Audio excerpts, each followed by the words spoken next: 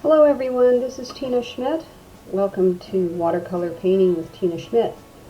Today I'm doing a painting on the Huntington Library. The Huntington Library is in San Marino. It's a library that has art galleries, and it's like many acres of botanical gardens as well.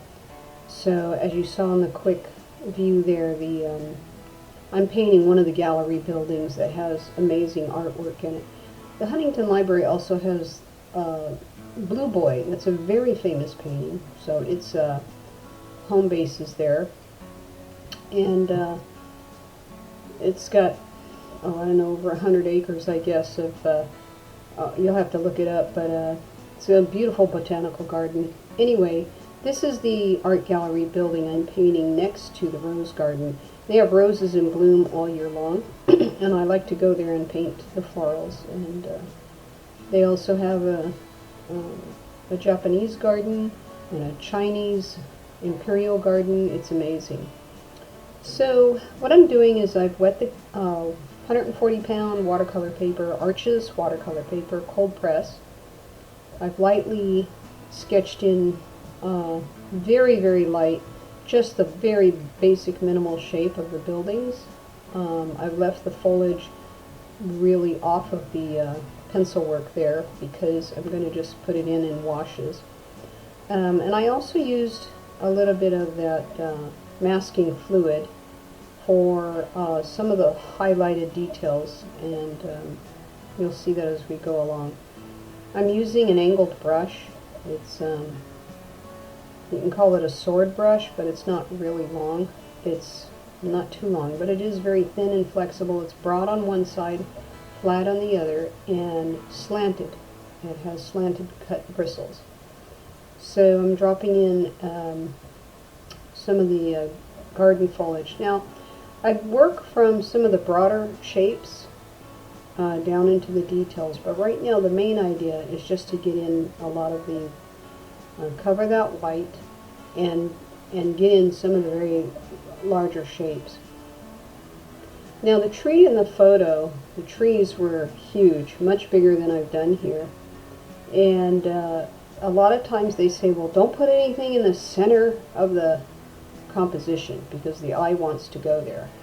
But there are other visual tools in visual development that you can use to work with that, so that even though I have, let's say, these trees in the middle, you will see that the eye will actually go to the broader planes of the building when the painting is done. And this is a theory, I wouldn't say a theory, but it's one of the tools used in background development and environmental design. So there are many different tools and many different exceptions to the rules about drawing in the center or putting the center, your idea in the main center of the paper. So you'll see that as this painting develops. So I'm working with organic shape and geometric shape. I'm working with complementary colors. You'll see as we move along. Blue and orange, greens and reds, so to speak, and the secondary colors rather than primaries. You'll see that in here. Now my greens are mixed from Pthalo and Hansa yellow, sometimes a little lemon yellow.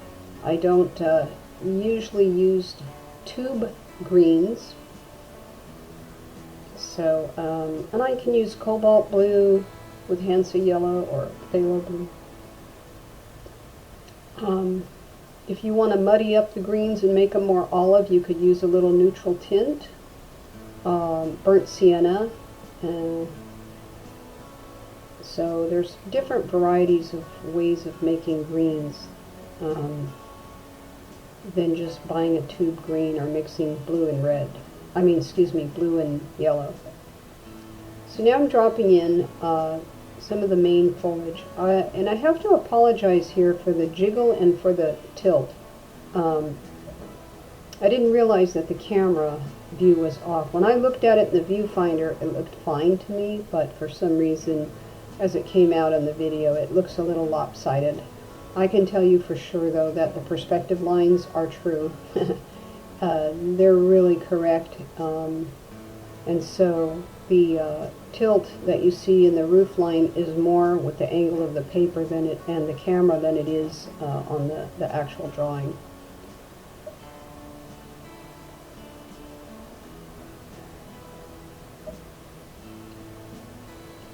So I'm working usually from the background into the foreground, and while the paper is still a bit wet, I will oftentimes drop other colors into what I've already done, so it will flow and spread. It'll bleed into another color. And I have to be careful when I'm using with complementary colors, like reds, or oranges and blue, or green and orange, things like that, where they have opposite color. Because if you do it too soon, you get mud. So the idea then is to let it dry just enough where there's barely a sheen on it, but it's still wet to the touch, and then you can drop another color or its complement or a strong color in there, and you shouldn't get them to over blend and make mud. So that's kind of a trick you learn as you go along. Like you can see, I'm working in the russet colors on that tree on the left. While it's still wet, I drop a little more orange or a little more burgundy in there, something to deepen the value of it. Going back over the shadow line under the roof eave there. And coming in with my next layer on the walls.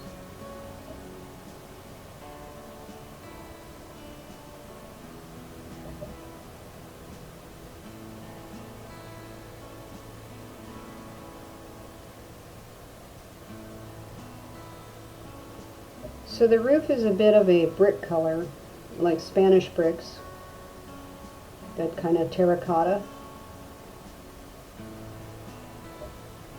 I'm using a sword brush, and that sword brush, well, it's kind of a sword brush. Some people call it a rigger brush, but basically it's very flat, tapered. The brush itself is slanted, and it's flat and broad. Flat on one side, broad on the other. So you get a wide stroke in one direction and a narrow stroke using the brush in the opposite vertical direction.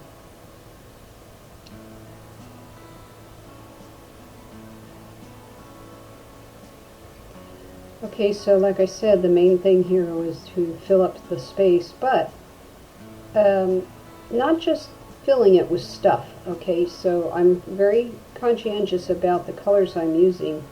I have the green in the background, and now I'm using the green in the foreground, and you'll see as I start working in the ground plane, there will be some of those brownish orange colors from the background I will put in the foreground. And what happens here is that I use these colors throughout, so they're not just in one location on the painting. Now I'm working in the shadows of the palm trees that you're going to see here in a minute.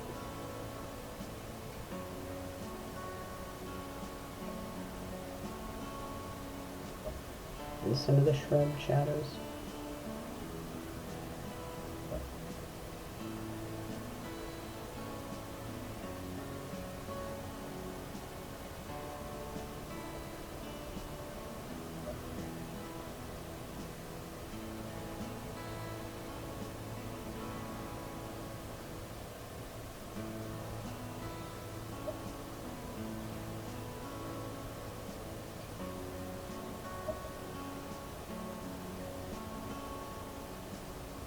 Coming in very light on the tree palm fronds. I'm just suggesting them. I'm not doing every single one of them.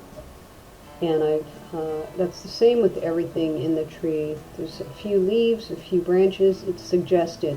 And your eye, your brain and your eye will kind of fill in the rest. So you don't want to overwork it with every little leaf. It's more, I'm looking more at light and dark. I'm looking at shape and shadow kind of thing. Just impressions more than actual objects.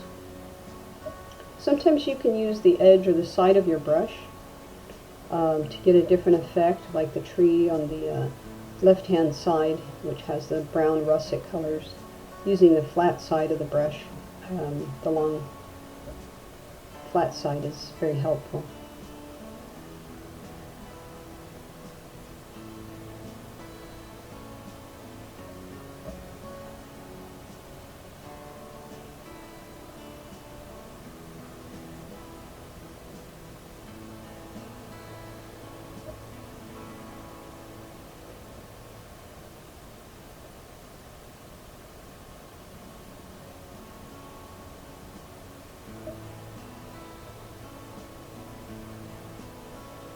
So I've used a round brush too, as well as one of those sword or slanted flat brushes. See there, I'm using a little bit of the angled features on that. And that one is a round brush right there.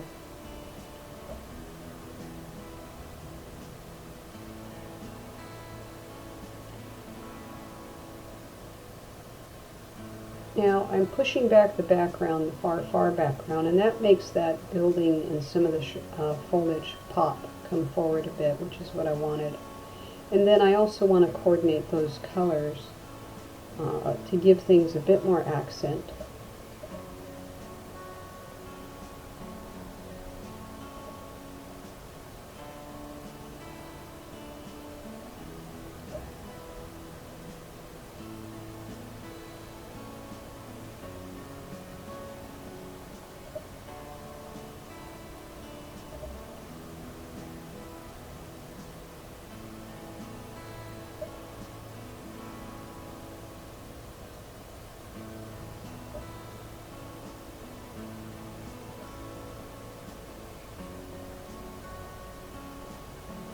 I'm creating a way to get into the composition by this road, and that leads the eye, it invites the eye to enter the composition. Now you can see here the paper looks a bit slanted, unfortunately, so it looks like the roof is tilted, but it's actually straight up and down the way it's supposed to be. And you'll see that you saw it in the very beginning photo, and you will see it at the end of the completed work. So now I'm just dropping in foliage, and the idea here is to vary the strokes, vary the color, keep it light and airy, and not go heavy with anything. If I got into some really heavy lines, then it would just bog down what I'm trying to achieve here.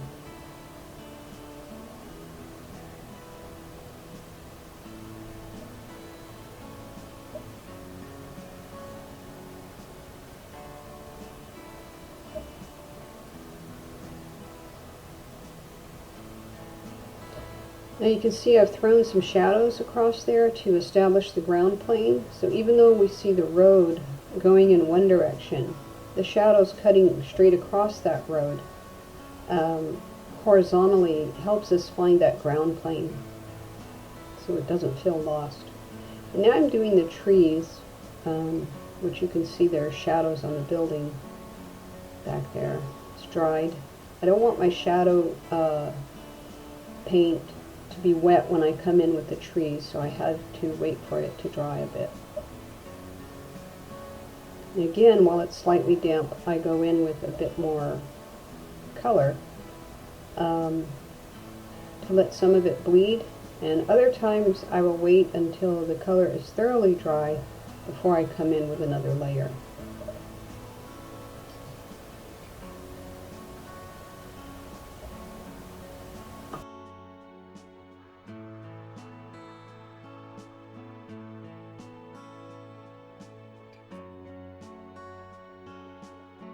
So here I'm just reinforcing the eaves of the roof and some more details.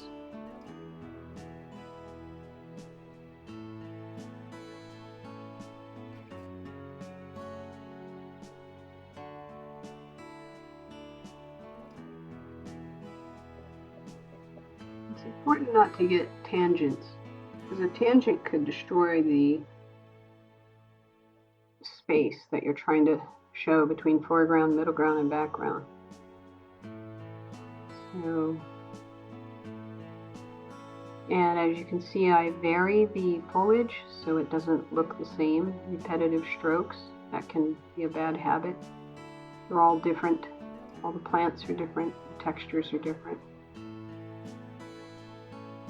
And by darkening the foreground with some purple and blue, what that does is help the eye not to run off the page.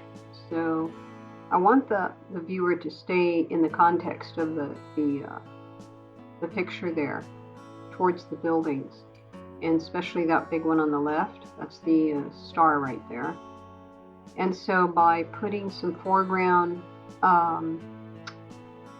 shadows, what it does is help contain the eye and move it back into the composition. So we're almost done. I'm doing some foliage touch-ups here and there, some shadows,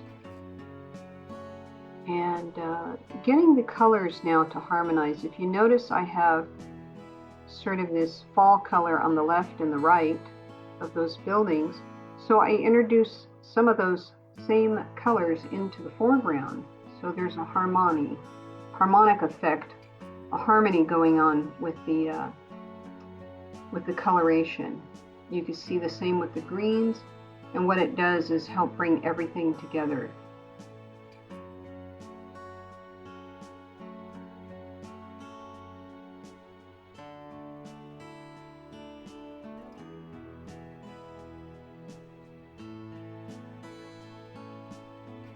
So I'm using a fine tip round. You can use anything from, I don't know, a size 2 to a size 4 for some of that foliage detail. Even a size 10 for some of the bigger plants. You get a different effect by scrubbing and using the side of the brush. Okay, now I let it dry, and what I'm doing is now I'm peeling off with a large photography eraser or the tips of my fingers, mostly the eraser, some of the highlighted items that I didn't want to paint yet till the end. Now I could have done this window with sort of just a wet wash drag down it, but I didn't want it to look ancient.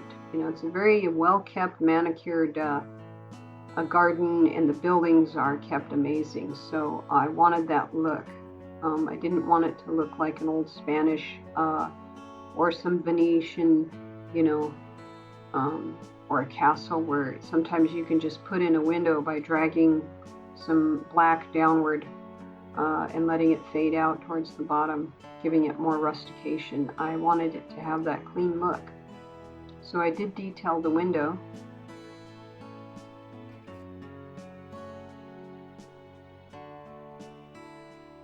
And so we're just, okay, now you see those bent, I forget what they're called, boughs? They look like bent ladders on that left-hand side where you see me dropping in some line work. I took those out at the end. I found they were too distracting. They didn't contribute anything to the picture. And the way I took them out was I just simply took a paper towel that was damp, and I lifted the color off, rubbing a little bit, lifting a bit, and then I came back over with foliage. And you'll see that in the final piece. I set it down when I was done after the video. I walked away, and then I decided to take those out. And it was a good choice. You'll see at the end. So now I'm just getting some of that foliage to pop forward a little by painting some shadow values underneath. And shadows are usually done with some cooler tones, but in some cases when it's too cool, I just add a little warmth to it so they don't feel so cold. The picture is a balance between warm and cool. Now I don't have to explain every single plant. The wash down the building was to give it a little bit more of a endurance instead of pristine. So I let those brush strokes come through. Now I'm just accenting some of the objects that are in that middle ground there.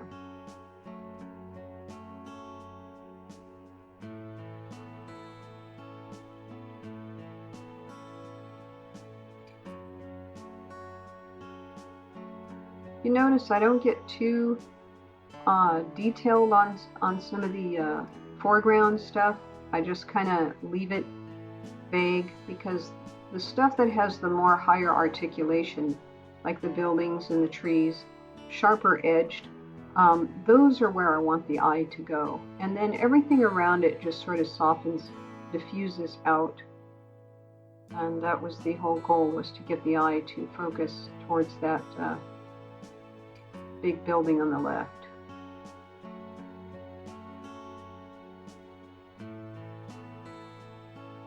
So we're about ready to wrap it up here.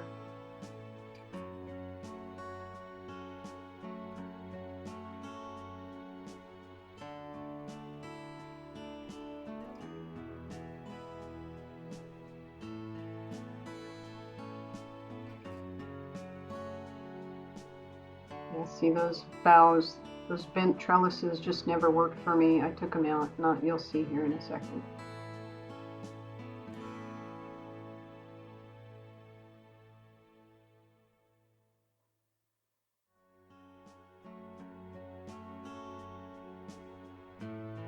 You notice when you start working something and it just doesn't make anything look better, it's just not worth keeping in.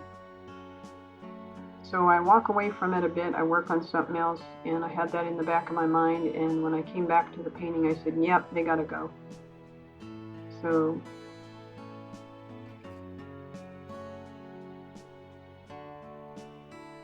you have to be careful when you start coming towards the end of the painting. You have to kind of know when to quit.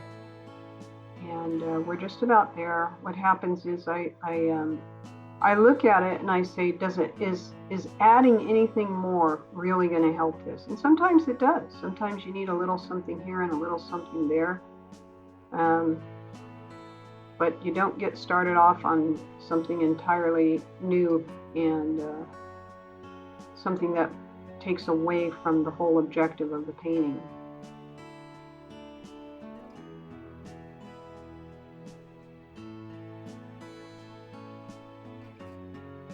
So I'm color lifting now, some spots here and there, up in the sky and on the ground if something looked a little too dark, or if it was just something not quite working out. I use a wet paper towel, just dipped and wrung out, and then I'll use it to pull up color. Now I'm splattering here for texture on that road, and I use the color, a little darker color on the road than the road itself.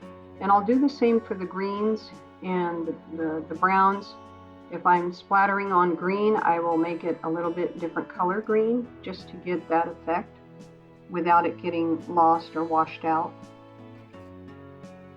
If it's too dark, it won't work. If it's too light, you won't be able to see it. So you got to pick kind of the right kind of values, the right tones for the different splatters to make it work.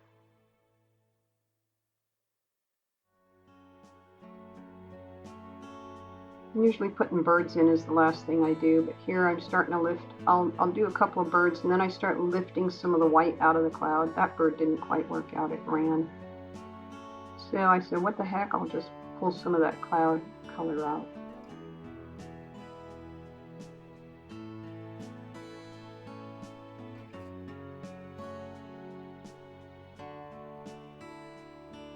Yeah, that one didn't work.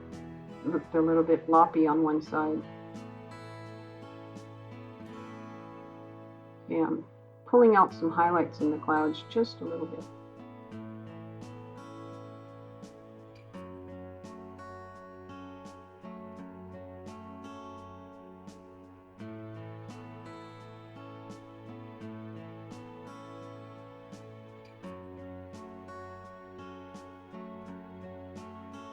Now, I appreciate you sticking by if you've seen it this far. That tilt. It's pretty dreadful to have to watch this thing on a tilt, but you'll see. It'll work out. It was just the camera. Somehow, for some reason, when I looked at it in the viewer, it looked fine, but it just got tilted on the camera lens, the setup. Here comes the signature. And just because you sign it doesn't mean you can't go over it again.